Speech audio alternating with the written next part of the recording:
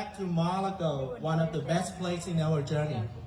And today we're proud to be here to support one of the greatest presidents in the United States history. And also, we celebrate the New Year of 2024. As we know, 2024 is a very important year for all of us. In this year, I believe together we will show our love to this country. Together we will vote for the best president. And together, we will win. Now,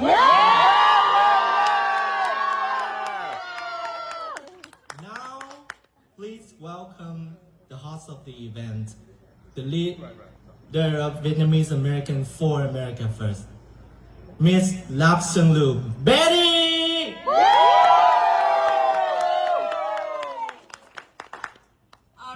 All right. Good evening, Vietnamese American for America First. I'm so excited that Mr. President Donald J. Trump decided to join us tonight. And as we know, we formed this organization with the only mission is to support you, Mr. President. We formed this organization, Vietnamese American for America First, because we love President and we love him because of his policy. America First and America First only.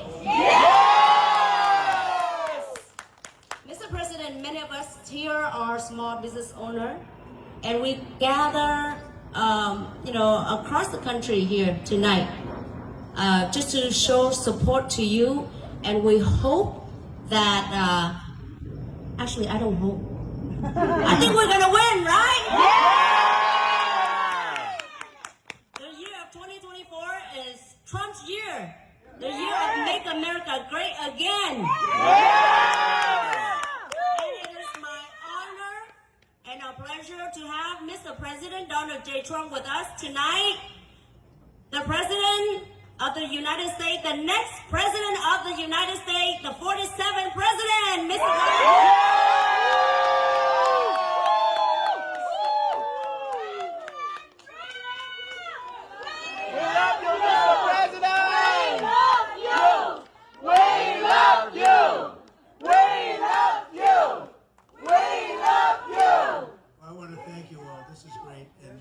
I've had a very special relationship with people from Vietnam, and Vietnam actually itself, I went over there twice, as you know, and we had a really great relationship.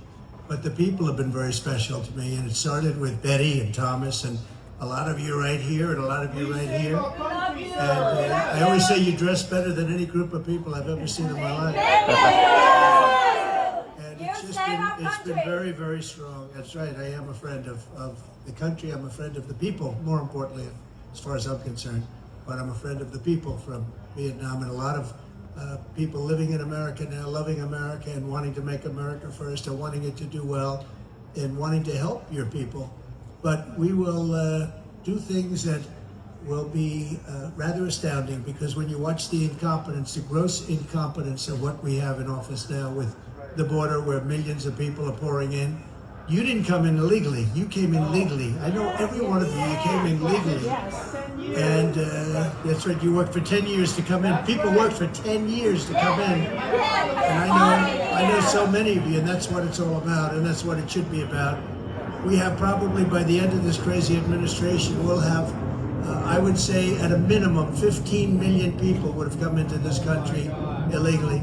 Some from jails, some from mental institutions, terrorists. We have we have a horrible situation happening in our country, and we're going to turn it around. We're going to turn it around very fast. We're going to turn it around much faster than people think it can be turned around. It's a mess. Between inflation, Afghanistan, the way that happened was so horrible. People forget that already, but the way they got out, leaving billions and billions of dollars worth of equipment, the best equipment in the world behind, leaving Americans behind, and 13 dead. And what they never talk about is 38 horribly injured, and hundreds dead if you include the other side, which I always do. I include the other side, and you include the other side. Hundreds of people. This is the way they got out. It was, I think, the most embarrassing day in the history of our country. But we're going to turn it around. We're going to turn it around fast. We're going to make it great again. We're going to make America great again. You know, it's an expression we came up with 8 years ago. And there's never been an expression like it. There's never been a movement like it in the history of our country. We've never had anything like that. So we're going to make our economy great. We're going to drill, baby, drill. We're going to get your energy back. If you want to have your gas stove, you're going to have your gas stove. Okay. If you want to have a gasoline combustion car, or if you want to have a neutral, or if you want to have an electric, you can have any of them. You can have, but you're not going to be confined to a car that doesn't go very far. You're not going to be confined to that. We're going to do things that should be done. It's a party of common sense. You know, what they've done, just tonight I was seeing, they want to take away your air conditioners. They want it because they say they're bad for the environment. Okay? How are they bad for the environment? They take away, and you know, they have this big movement. They want to allow no water coming out of your water sprouts because they want you to conserve water, even though in California they send millions of gallons of water out to the Pacific Ocean because they're trying to protect a snail dart or a little tiny fish this big. It's not doing too well because now it doesn't have any water, okay? And what they're doing to this country is just horrible. And we're not going to stand for it. Your way of life is being disturbed. They're taking it away from you. And I guess that's their power. You know, they want to show power. But when you have a group of people that want high taxes, high interest rates, and they want to have no borders, no good military, we got rid of, think of what we did in the military. We got rid of ISIS. I was told you couldn't do it, it would take 4 years. We did it in a matter of months, very quickly, very effectively. We have great people in our military. They want to make it woke. We're not going to have a woke military. We're going to have a real military. We're going to go back to what we were. Yes. So I just want to thank, you know, this was very special to me because Betty's been with us right from the beginning. And I heard she was having this event at Mar A Lago, which is a very great place. I mean, it's the greatest mansion. And I don't do this very often for people. I don't want to do that. But when I heard it was Betty, I had no choice.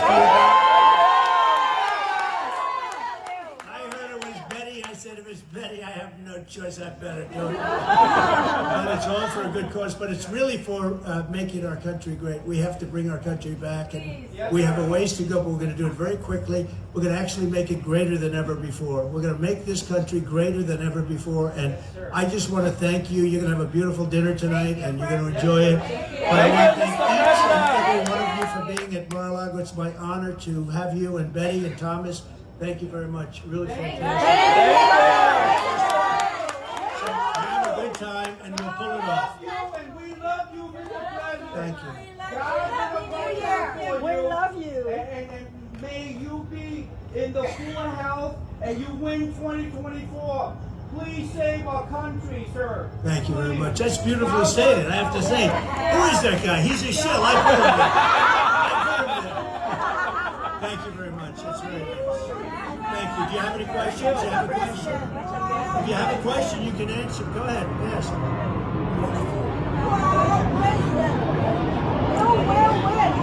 We have to. We have to. We have no choice. If we don't win, our country, I think, is just a, you know, I talk about it's a failing nation. We have a nation in decline.